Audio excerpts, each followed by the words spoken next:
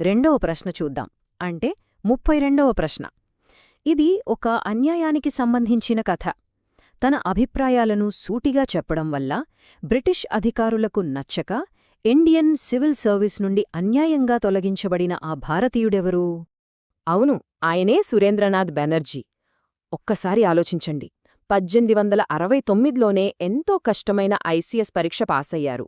కాని ఒక చిన్న టెక్నికల్ కారణం చూపి ఆయన వయస్సు విషయంలో ఏదో తేడా ఉందని చెప్పి బ్రిటిష్ ప్రభుత్వం ఉద్యోగం నుండి తీసేసింది.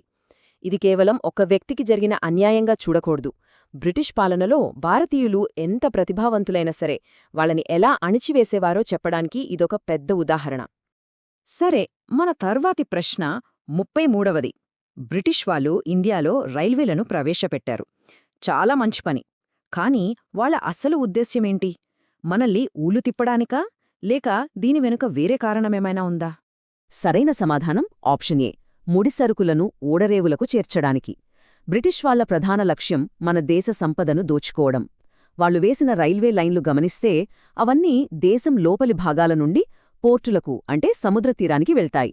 ఎందుకంటే మన పల్లెల్లో పండే పత్తి, ఘనుల్లో దొరికే బొగ్గు ఇలాంటి ముడిసరుకులన్నింటినీ ఫాస్ట్గా ఓడరేవులకు తరలించి అక్కడ్నుంచి వాళ్ల దేశమైన ఇంగ్లాండ్కి పంపించుకోవడానికి వాళ్ళీ రైల్వేలను ఒక సాధనంగా వాడుకున్నారు.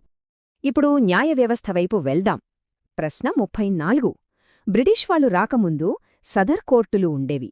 వాటిని తీసేసి కలకత్తా, మద్రాస్, బొంబాయిలలో ఆధునిక హైకోర్టులను ఏ సంవత్సరంలో స్థాపించారు?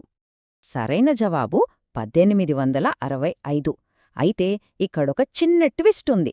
హైకోర్టుల కోసం చట్టం చేసింది 1861లో, వాటిని స్థాపించింది 1862లో. కాని మనకు ఇచ్చిన ఆప్షన్స్లో 1862 లేదు. అందుకే దానికి చాలా దగ్గరగా ఉన్న 1865ని సరైన సమాధానంగా ఎంచుకోవాలి. ఇది భారతదేశ న్యాయ వ్యవస్థలో ఒక పెద్ద మార్పుకు శ్రీకారం చుట్టిన సంఘటన. ఇక ఈ విభాగంలో ఆఖరి ప్రశ్న 35వది. మన దేశంలో ఎన్నో రకాల చట్టాలుండేవి. వాటన్నిటినీ ఒక క్రమ పద్ధతిలో పెట్టడానికి ఒక లా కమిషన్ను ఏర్పాటు చేశారు. ఆ మొదటి లా కమిషన్కు అధ్యక్షుడిగా ఎవరున్నారో? సమాధానం లార్డ్ మెకాలే. ఆయన అధ్యక్షతనున్న లా కమిషనే మనందరికీ బాగా తెలిసిన ఇండియన్ పీనల్ కోడ్ అంటే ఐపీసీని తయారుచేసింది. ఒక్కసారి ఆలోచించండి. దాదాపు 200 సంవత్సరాల క్రితం రాసిన ఆ చట్టాలే కొన్ని మార్పులతో ఇప్పటికీ మన దేశ న్యాయ వ్యవస్థకు మూలాధారంగా ఉన్నాయి. అది నిజంగా చాలా పెద్ద విషయం గదా.